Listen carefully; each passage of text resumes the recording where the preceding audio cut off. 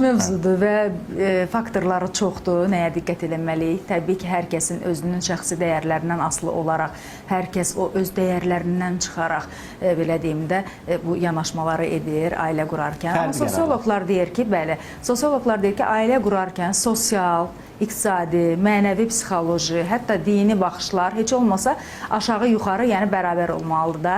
Yəni belə deyim də, çox aşırı dərəcədə o məsafə olmamalıdır arada, yaxınlıq olmalıdır. Həm sosial tərəfdən, həm iqtisadi tərəfdən. Bu sosioloqların dediyi bir yanaşmadır, yəni nəzəridir. Amma psixoloji tərəfə gəlsək, psixoloqlar deyir ki, ailə qurarkən bir-birinizin əsl simanızı tanıyaraqdan ailə qurun. Yəni maskasız. Əsl sima nədir?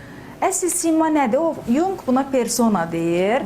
Persona nədir? Bizim hər gün geyindiyimiz maskadır. Əslində biz gizlədirik özümüzün əsl xarakterimizi, əsl keyfiyyətlərimizi. Məsələn, ola bilsin ki, ailə quran gəncdir, nişanlılıq dönəmidir. 3 ay, 5 ay, 6 ay, lap olsun 1 il. Hər dəfə onlar görüşə gələndə o maska ilə gəlirlər də, belə deyim, özlərini gözəl görsətmək üçün, o qüsurlarını gizlətmək üçün və s. Bunları gizlədirlər, bir növ maskalanırlar. Sonra ailə həyatı quranda insan uzun müddət o maska ilə gəzə bilməz, düzdürmü?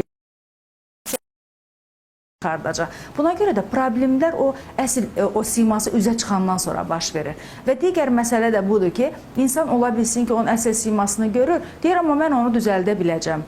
Düzəldə biləcəm, amma düzəldə bilmir, xəyal qırıqlığına uğrayır burada da və problemlər başlayır. Mənim bir dostum var, deyir, Avropada təhsil alırdı.